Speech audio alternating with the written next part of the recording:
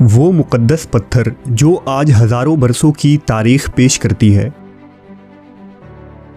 एक ऐसा जन्नती याकूत जिसे मशहूर बुत शिकन हज़रत इब्राहीम और काबे के पहले मतवल्ली हज़रत इस्माईल अलैहिस्सलाम ने अपने मुबारक हाथों से नस्ब किया।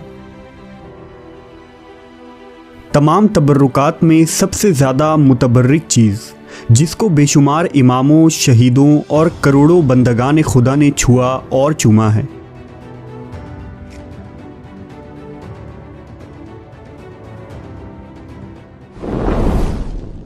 हजर अस्वद अरबी ज़बान के दो अल्फाज का मजमुआ है। हजर अरबी में पत्थर को कहते हैं और असूद स्याह और काले रंग के लिए बोला जाता है।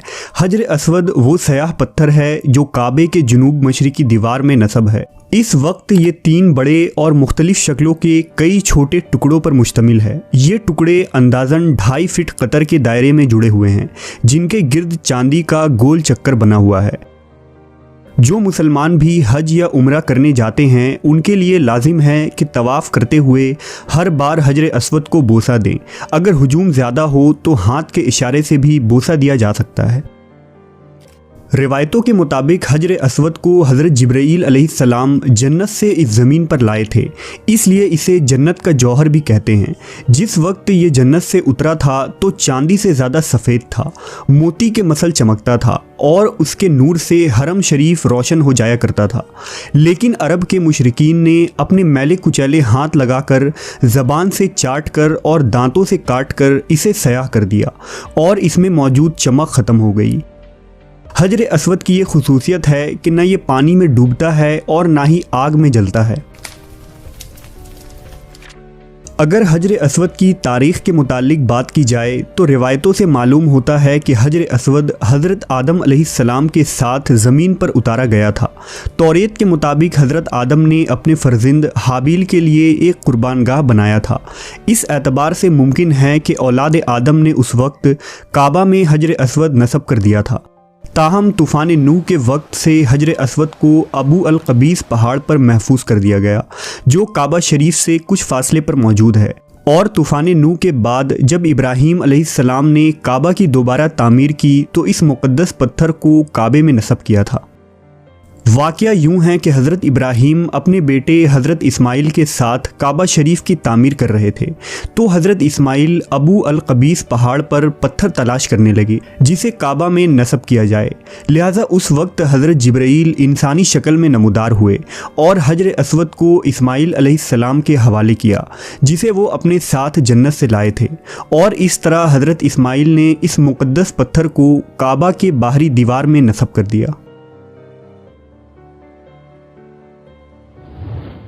इस्माईल अलैहिस्सलाम के बाद एक लंबे अरसे तक कबीला बनी जुरहुम काबा के मतवल्ली रहे, लेकिन जब बनु बकर जो औलाद इस्माईल में से थे बनी जुरहुम को मक्के से निकाल दिया तो जुरहुम के सरदार अम्र बिन हारिस ने हजर अस्वद, काबा पर चढ़ाए गए तलाई, हथियार और तमाम चीज़ें चाहे जमज़म में छुपा दिया और मिट्टी वगैरह डालकर जमज़म को ज़मीन के बराबर कर दिया ताकि हजर अस्वद और ये कीमती चीज़ें बनी इस्माईल के हाथ न लग जाए।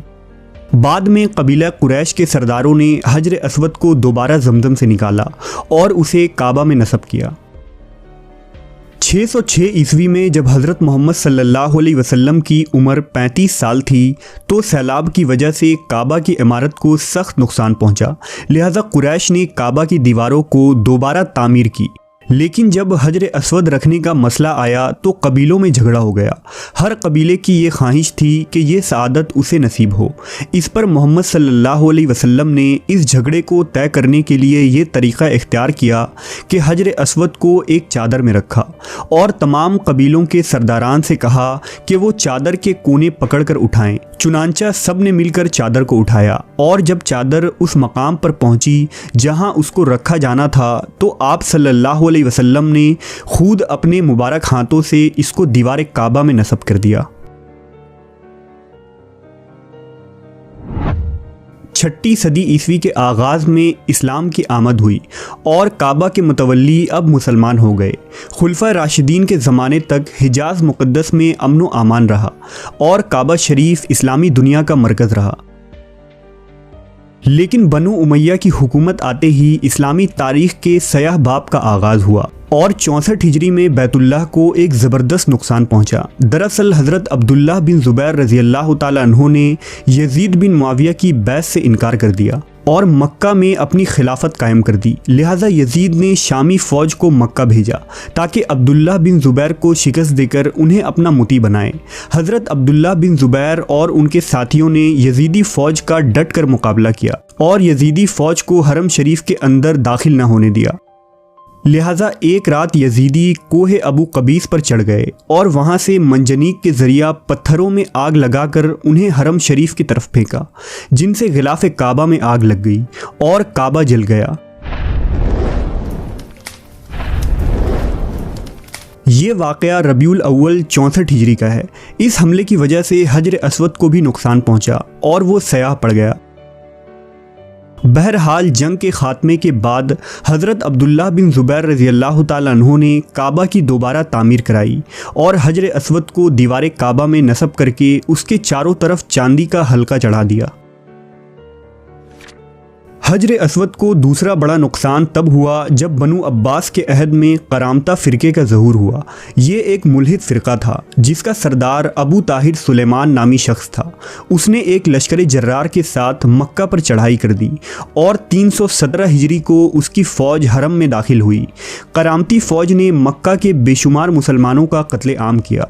हज़ारों हाजी मारे गए। अबू ताहिर ने काबा शरीफ का दरवाज़ा उखाड़ डाला, हाजियों के मालो असबाब लूट लिए और हजर अस्वद को उखाड़ कर अपने साथ ले गया। लिहाजा अगले 22 सालों तक हजर अस्वद काबा में मौजूद न था और हाजी सिर्फ उस खाली जगह पर हाथ रखकर बोसा देते थे जहां से हजर अस्वद को उखाड़ा गया था। 22 सालों बाद फातिमी खलीफा मंसूर बिन अल-काइम अल-महदी ने करामतियों को 50,000 दीनार देकर हजर अस्वद को वापस लिया और इसे दोबारा मक्का लाया गया। लिहाजा 339 हिजरी को हजर अस्वद फिर अपनी जगह वापस नस्ब कर दी गई। दुश्मनों और बिरोनी हमला आवरों के अलावा कुदरती आफात से भी हजर अस्वद को खासा नुकसान हुआ। लिहाजा सन 1039 हिजरी में मक्का में मौसलाधार बारिश हुई जिससे ज़बरदस्त सैलाब आ गया और सैलाब का पानी काबा के अंदर दाखिल हो गया। पानी की सख्त लहरों से काबा की 2 दीवारें गिर गईं और हजर अस्वद ने भी अपनी जगह छोड़ दी। यजीदी और करामतियों के हमलों से हजर अस्वद पहले ही कमज़ोर हो चुका था। लिहाजा इस सैलाब के धारों की वजह से हजर अस्वद टुकड़ों में बिखर गई। ये वो दौर था जब इस्लामी दुनिया की खिलाफत तुर्क उस्मानियों के हाथों में थी। लिहाजा जब इस तबाही की खबर उस्मानी सुल्तान मुराद ख़ान को पहुंची तो उन्होंने फ़ौरन मक्का की तरफ इमदाद रवाना की और काबा की दोबारा मरम्मत करवाई गई। हजर अस्वद को जो अब 13 टुकड़ों में इलाहिदा हो चुका था उन्हें गुलाब से धोकर उनकी जगह जमाया गया और मसाले में मुश्क व सनोबर मिलाकर उसे बिठा दिया गया। अगर हजर अस्वद के मुताल्लिक साइंटिफिक रिसर्च के रौ से बात की जाए तो ईसाई सयाहों और आर्कियोलॉजिस्ट की राय यह है कि हजर अस्वद किसी शहाब साकिब यानी मेट्रॉइड्स का टूटा हुआ हिस्सा है। दरअसल शहाब साकिब खिला में सफ़र करने वाला पत्थर का वो ज़ख़ीम टुकड़ा होता है जो कभी कभार हमारी ज़मीन की तरफ आ जाता है और उसकी तेज़ रफ्तारी की वजह से ज़मीन पर गिरने से कबल ही उसमें आग लग जाती है। इसलिए देखने वालों को ऐसा महसूस होता है कि आसमान पर कोई तारा टूट रहा है। शहाब साकिब हज़ारों साल से हमारी इस ज़मीन पर गिरते आए हैं, जिसका जिक्र इस्लामी रिवायतों में कौम लूत यानी सुदूम और उमूरा पर गिरने वाले अजाब की शक्ल में बयान की जाती है। ये शहाब साकिब नहायत ही कीमती माना गया है जो खालिस लोहे से बना होता है। इसी तरह के गिरने वाले एक शहाब साकिब के टुकड़ों से कदीम मिस्र के फ़िरौन तूतन खामन ने अपना एक खंजर बनाया था। इसी तरह कदीम यूनानी भी एक शहाब साकिब के टुकड़े की पूजा किया करते थे। गालिबन इसी वजह से माहरीन ने यह ख्याल किया कि हजर अस्वद भी शहाब साकिब का कोई टुकड़ा होगा जो कदीम दौर में इस ज़मीन पर गिरा था और लोगों ने उसे काबा शरीफ में नस्ब कर दिया।